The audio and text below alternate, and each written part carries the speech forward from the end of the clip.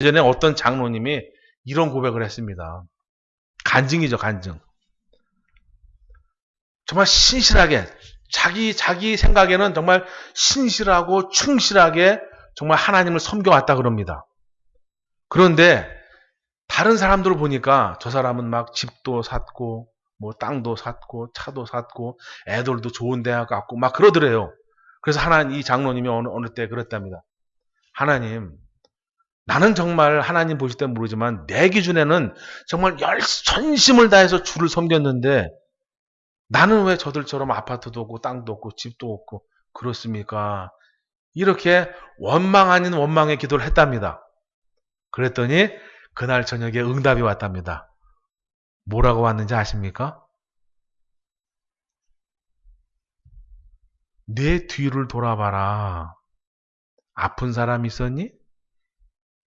돈이 헛돈 나간 적 있었니? 무슨 문제가 생긴 적 있었니? 아무것도 없잖아. 저들처럼 크게 보이는 건 없어도 너에게는 아픈 적도 돈 때문에 허덕인 적도 어떤 문제 때문에 걱정한 적도 아무것도 없다한다. 그 음성이 딱 들리더래요. 그래서 돌아보니까 진짜 하나님이 주시는 복은 이런 거구나. 그래서 그 장로님에게는 형통의 복이 임한 거예요. 형통의 복. 물질의 복이 임한 게 아니라 건강의 복, 형통의 복, 평안의 복이 임한 거다 이거예요. 할렐루야.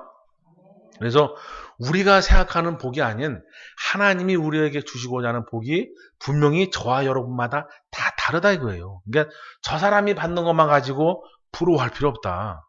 부러우면 뭡니까? 부러우면 지는 거예요.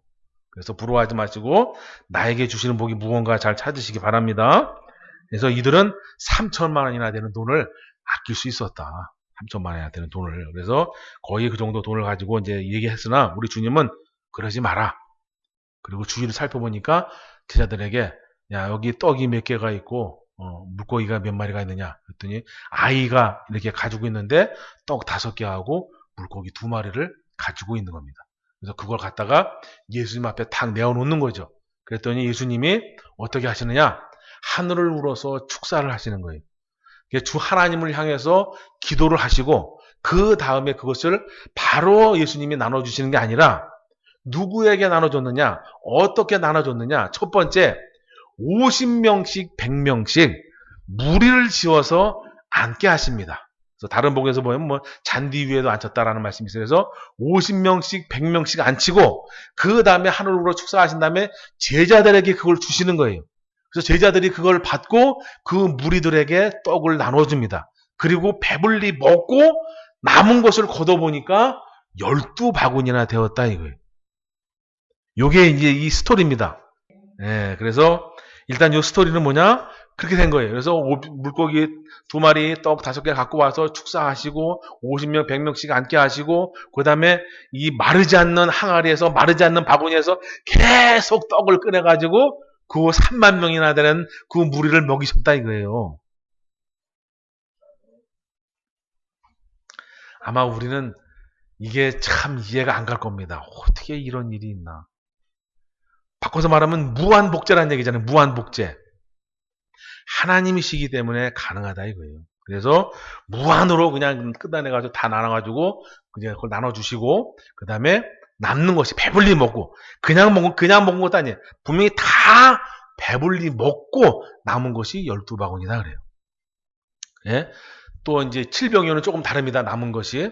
근데 일단 12바구니라는 얘기는 성경에서 12은 12제자, 증인, 제자의 수 이런 것을 의미합니다. 그래서 깨어있게 하는 말씀, 환란의 말씀을 먹는 자들은 하나님이 쓰시는 일꾼이 되겠다 이거예요. 일꾼이. 그래서 우리 주님이 축사하시고 직접 나눠주시는 것이 아니라 제자의 손을 통해서 나눠주신다. 그리고 그 제자들은 각각 그 제자들에게 하나님이 허락하신 그 수가 있다 이거예요. 집단이 있고 공동체가 있다 이거예요.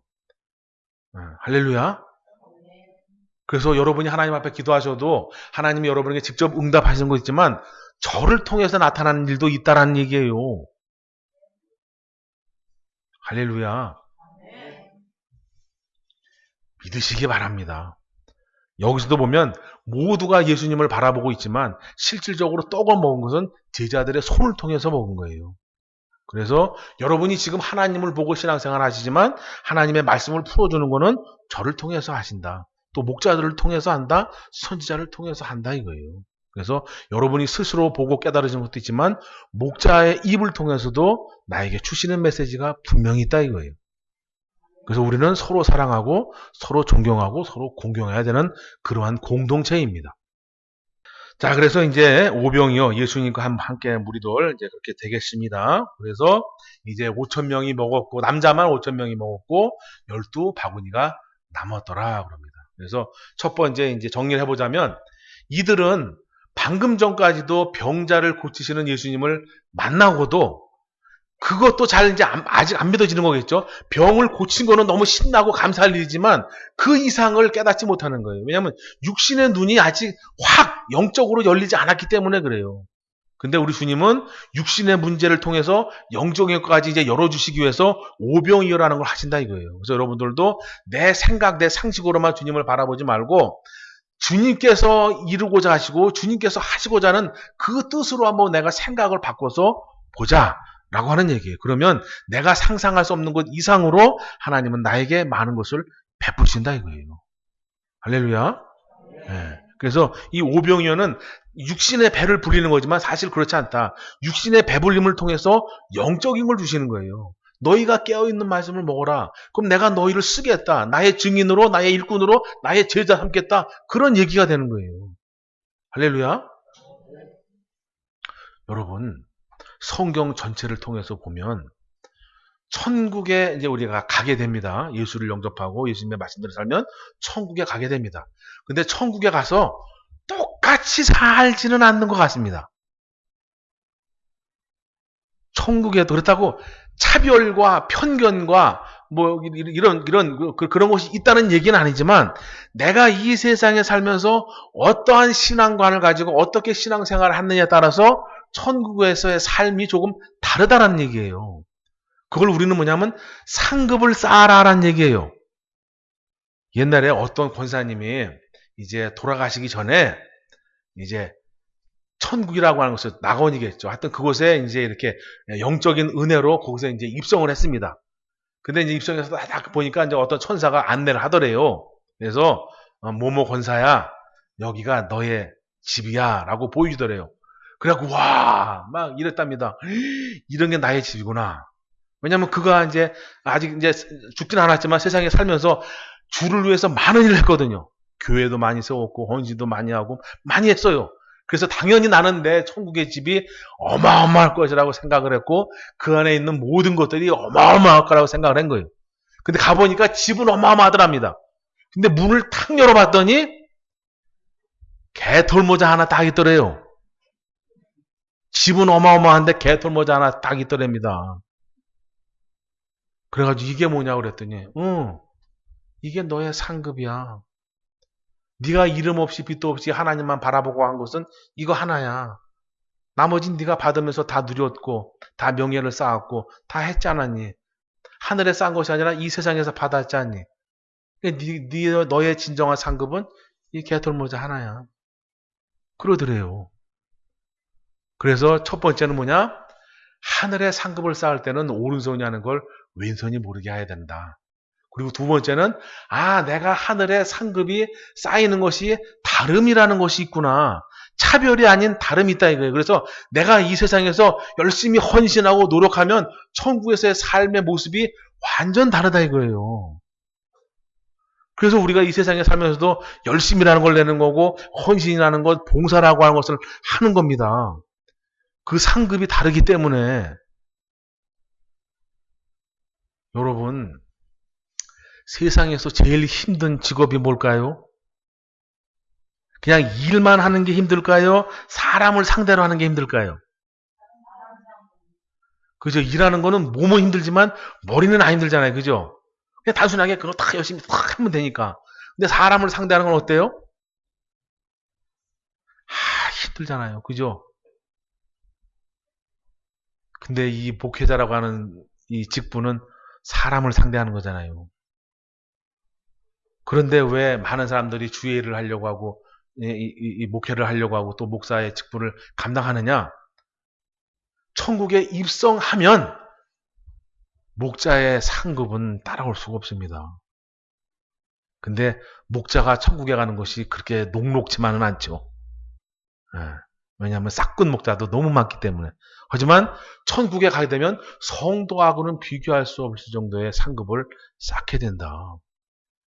정말 천국에서는 상급이 내가 이 세상에서 어떻게 신앙생활을 하느냐에 따라서 다르게 쌓인다. 그리고 그 쌓이는 거 가지고 천국에서 영생이라는 것을 하게 됩니다. 그래서 여러분이 지금 이렇게 바쁜데도 불구하고 이 좋은 날씨에도 불구하고 세상을 향하지 않고 교회로 나오고 주님 품 안에 있는 것이 그래서 그러는 거예요. 여러분이 이렇게 한번 왔다 가시면 아니 나 오늘 주일 지켰어 이게 아니라 이 자체도 하늘의 상급으로 쌓인다니까요. 심지어는 어디서부터 상급에 쌓이냐면 내가 아무 생각 없이 형제에게 작은 말 한마디 작은 것 하나 베푸는 것까지도 천국에 쌓인다니까요. 그걸 뭐냐면 소자에게 냉수 한 그릇을 줘도 그 냉수 상급이 쌓인다 이거예요. 냉수 상급이. 그래서 저와 여러분들은 정말 주만 바라보고 주만 의지하고 예수님만 따라가는 그런 사람들이 되었으면 합니다. 네, 그래서 자 한마디 정리 좀 하면 아까 우리가 이제 성시교독 한 건데 제가 여기 한번 이제 좀 은혜가 되는 말씀이 있어서 한번 읽어드리겠습니다. 온 땅이여 여호와께 즐거이 부를지어다. 기쁨으로 여호와를 섬기며 노래하면서 그 앞에 나아갈지어다. 여호와가 우리의 하나님이신 줄 너희는 알지어다 그럽니다. 이 말이 무슨 뜻이냐면 하나님이라고 하는 단어와 여호와라고 하는 단어는 다른 의미를 가지고 있다라는 얘기예요. 하나님은 공용어예요. 공용어. 그래서 절에 다니는 사람은 우리 하나님 부처님, 우리 하나님 부처께서 이렇게 써도 그것이 틀린 말이 아니다 이거예요. 하나님은 교회 다니는 사람만 쓰는 게 아니다 이거예요. 하지만 여호와란 말은 여호와를 믿는 사람만 쓰는 거예요. 그래서 구약 시대에는 여호와가 그들의 하나님이었기 때문에 여호와가 나의 하나님이신 줄 알았다는 거예요. 그럼 우리는 신약 시대고 예수님 믿는 사람이니까 예수께서 나의 하나님이신 줄 알았다라는 거예요. 그 절했던 사람은 알라께서 나의 하나님이신 줄 알고 있는 거예요. 그래서 여러분에게 알라고 드린 것은 뭐냐면 하나님이라고 하는 말은 누구나 쓸 수 있는 것이다. 하지만 그 나의 하나님이 누구냐? 저와 여러분은 예수가 되어야 된다는 얘기예요. 예수. 아시겠죠? 요거는 이제 구약의 시편, 구약의 말씀이니까 이 당시에는 예수님이 등장하기 전이기 때문에 여호와가 나의 하나님인 줄 알았다라고 고백을 하는 거예요. 다윗이. 근데 우리는 예수가 나의 하나님인 줄 알았다라고 고백을 하셔야 된다 이거예요. 그래서 성경을 통틀어 보면 삼위일체 하나님이시지만 그 삼위일체 되시는 분이 예수다 이게 예수. 그래서 그 예수께서 오늘 여러분에게 오병이어라고 하는 이적을 보이신 거다. 그래서 이 오병이어 이적은 지금도 여러분의 삶 속에서 여러분이 주님을 어떻게 바라보냐에 따라서 내가 체험할 수도 있고 넘이 체험하는 걸 관전할 수도 있다 이거예요. 하지만 여러분의 것이 되었으면 합니다. 그리고 또 한 가지는 이제 마지막 때 측면에서 보면 이 오병이어는 언젠가 주님이 오실 때 이러한 일들이 또 똑같이 일어나게 됩니다. 그거는 이제 마지막 때 일이니까 또 나중에 시간 되면 설명을 드리고 일단은 이 오병이어를 체험한 사람은 예수님을 목도한 사람, 예수님과 함께한 사람들만 이 사건을 경험했다 이거예요. 할렐루야. 그래서 진짜 여러분의 오병이어의 영적인 축복, 육적인 축복이 여러분의 삶에, 여러분의 가정에, 또 여러분의 삶의 터전에 충만히 일어나기를 축원합니다.